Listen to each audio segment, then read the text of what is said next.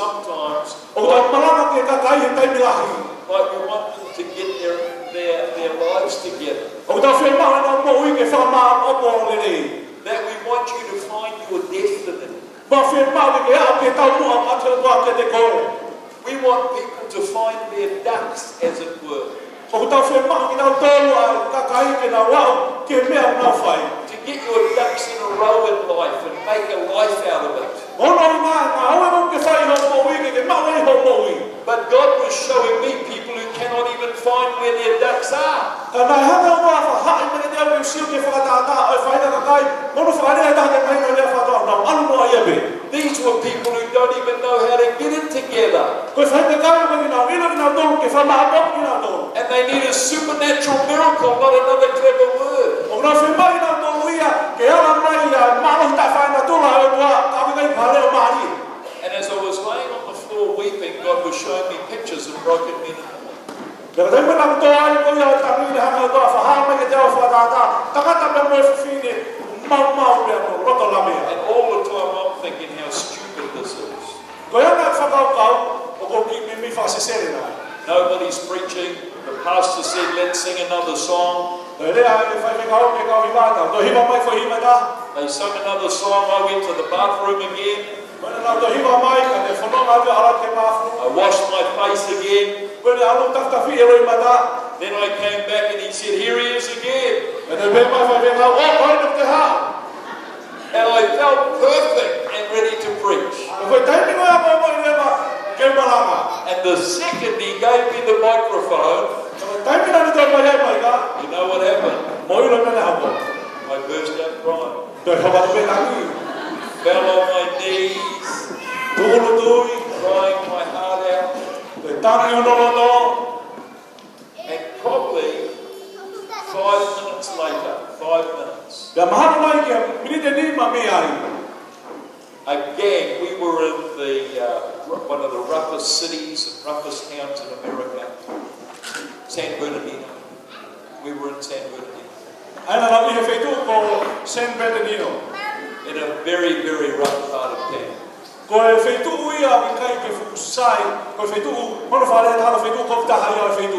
Just a couple of weeks before, some people had been gunned down in the front of that church.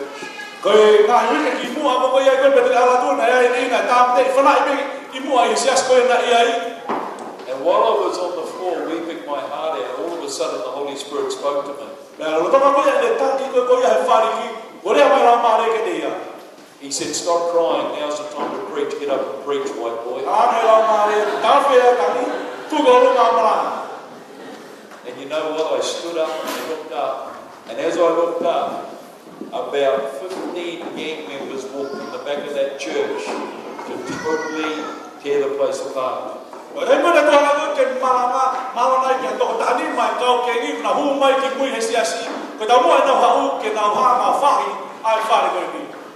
And they were all decked out in their gang patchwork and all the stuff. And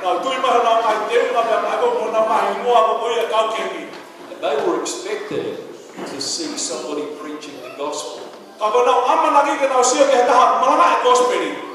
when they saw a man weeping on the floor, they didn't know what to do.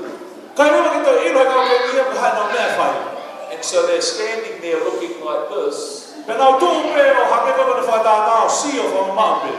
stand up still weeping. And God had told me to preach. But I didn't know what to say. I saw them standing there, so I started walking down. I got down off the stage and walked down the aisle toward them.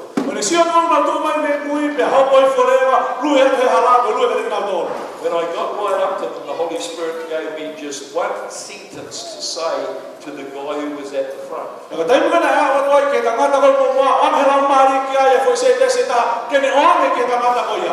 And this was my message for that day. I love you, man. But God loves you a whole lot more than I do. And here's the deal. With those words, he collapses to the ground. Like I've given him a king hit. All the other guys knew that hadn't happened. And they are looking on, wondering what in the world just happened to their leader. Then God said to me, now preach John 3:16, for God so loved the world that he gave his only son.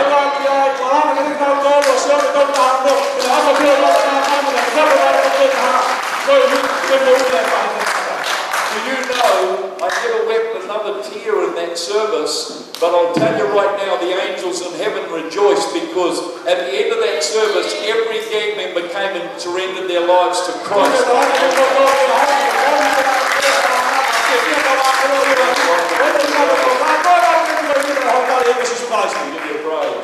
And let me tell you this right now. See, God wants to give you a heart for the broken to rescue a nation.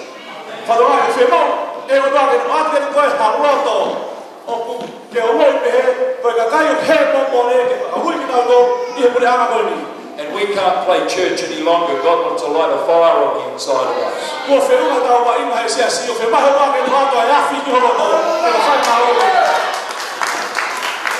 David looked at the army. David's there at the battlefront. He's looking at all the Israelites. And they're a little bit like the church today. They've been scattered by disunity. They're afraid because the devil has sent a giant against them.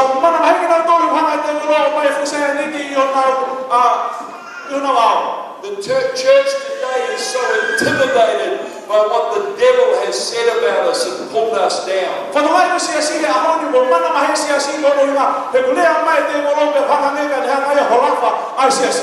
But David said, is there not a cause?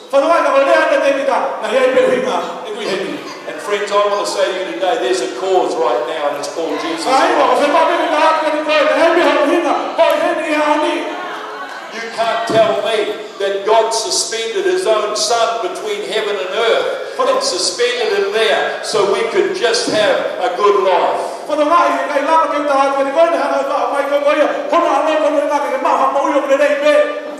You can't tell me that his arms were nailed out looking like a cross just to be like a cross.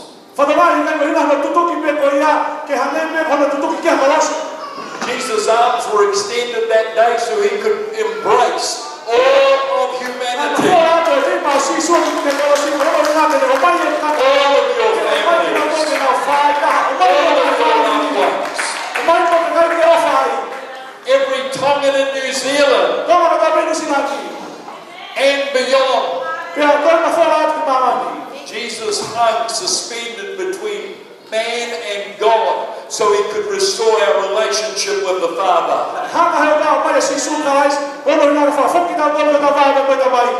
His arms were extended so he could restore our relationships with one another.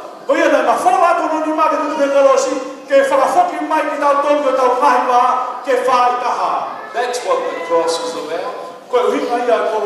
Not just so we can take communion now and then. We take communion not realizing that when Jesus' arms were stretched out, it was like we would have unity.